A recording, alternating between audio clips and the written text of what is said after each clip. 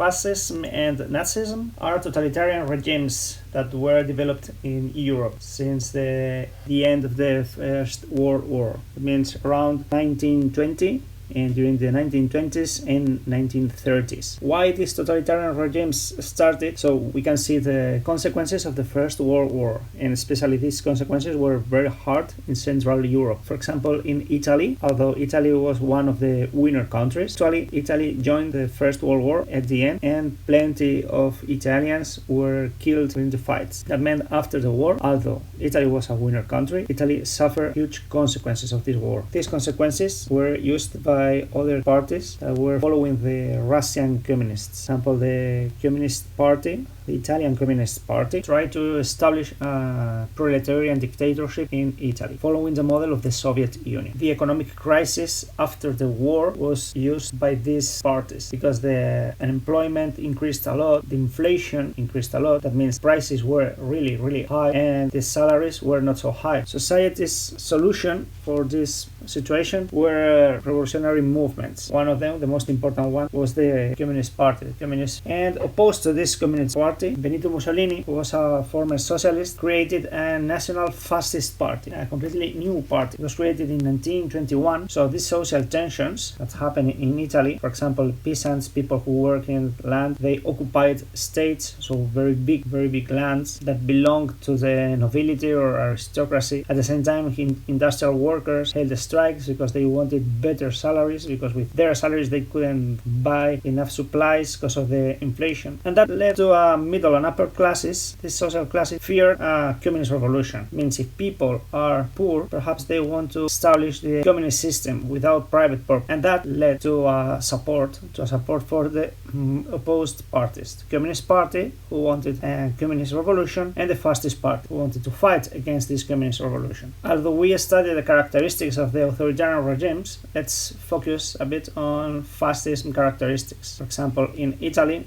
the fascism was based on the opposition to communism and to democracy. Both of them are considered systems of government. They are pretending to avoid the private property, the communism, and to defend the aristocracy's interests. So the only way to fight against this is a totalitarian state. One leader, one in Italian they say a duce, the one who leads, one who's going to be the leader and is going to control all the state. And to do that, we need only one political party, not more than one, because they consider, the fascists consider political parties are fighting for their own interests, not for the people interests. So they think all political parties should be banned, completely eliminated, and allow only one political party, the same political. To do that, probably we will need the violence and the monopoly of the media and propaganda. We can convince people by words, by using the radio. Television didn't exist, but they can use radio, they can use newspaper, and if they are not convincing, they can use violence. So to defend the new country, they need a completely independent country. That means the economy of the state should be an autarky. Autarky means the state needs nothing from abroad. They can produce everything they need. So to do that, they will need resources. And to get these resources, probably this country will need colonies, places where these resources are abundant and they can take them. Another characteristic is the nationalism. Nationalism in Italy and then these fascist regimes is very, very important because they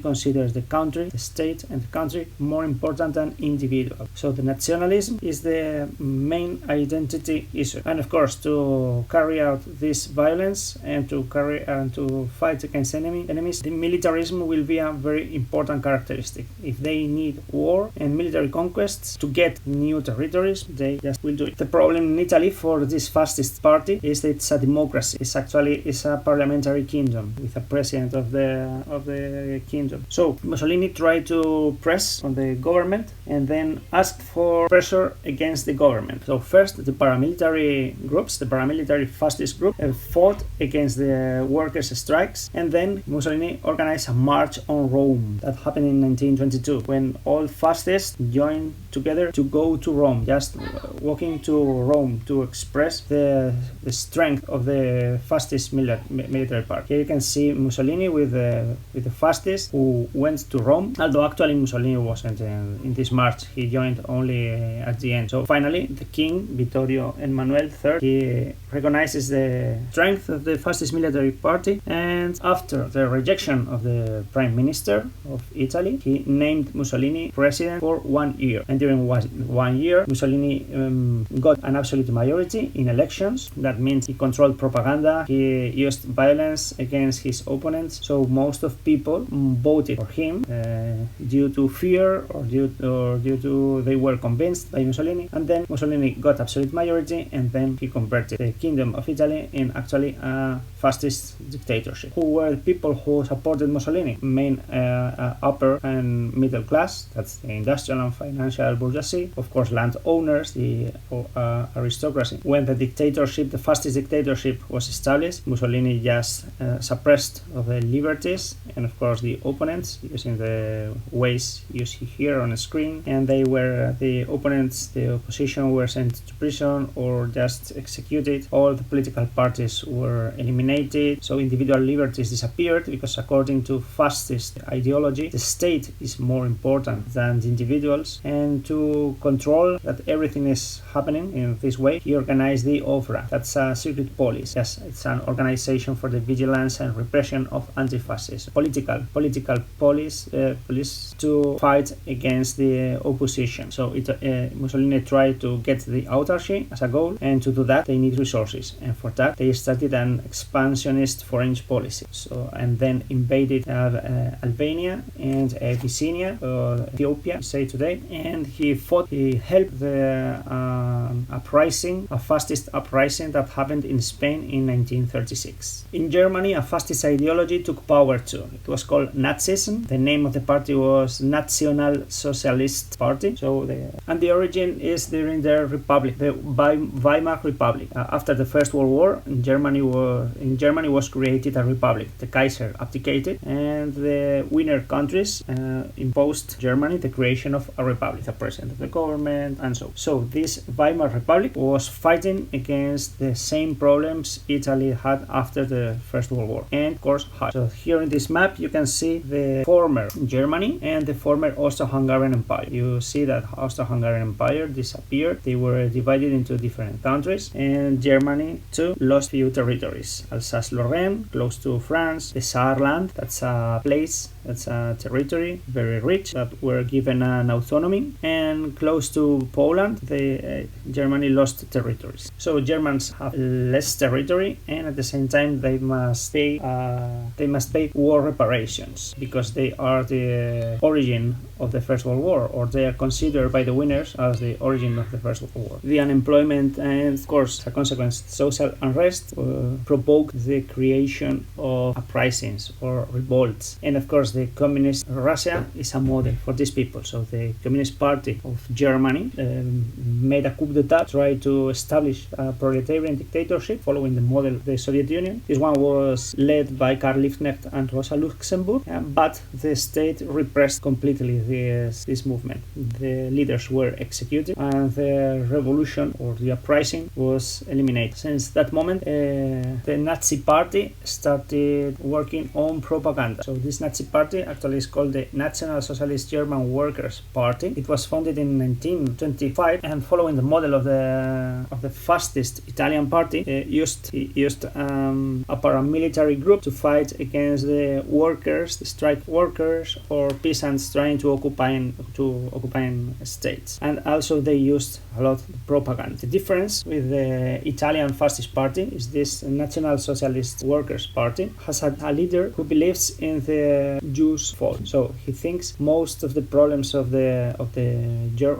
German people are the Jews, who Hitler considered not only not Germans, but he considered them a different race and less important, an inferior race. So here you can see the paramilitary groups, the SA, the Sturmabteilung, and this is a congress of the National Socialist Party. The Nazi Party tried to make their own coup d'etat against the government in southern Germany, but they were repressed by the army. So the revolution was suffocated, and the leaders were sent to prison. Hitler, for example, during his time in prison, he wrote a book. This is Mein Kampf, My Fight, My Struggle, where he explains all his ideology. ideology, the National Socialist Party ideology. Let's see the characteristics. This Nazism. One of the most important ones are the ones you see here. Rejection of democracy. This is the same as the fascist theory. The devotion to the leader. Here they say it's a Führer. In Italy it was a Duce, means the one who leads. In Spain we will say a caudillo, that means one who's the leader. The Nazis want a totalitarian state. They think the violence and the war is one of the ways to get their goals, and they give a lot of importance to the propaganda. To do that, they use symbols and a lot of parades, impressive parades, to express this feeling of pride.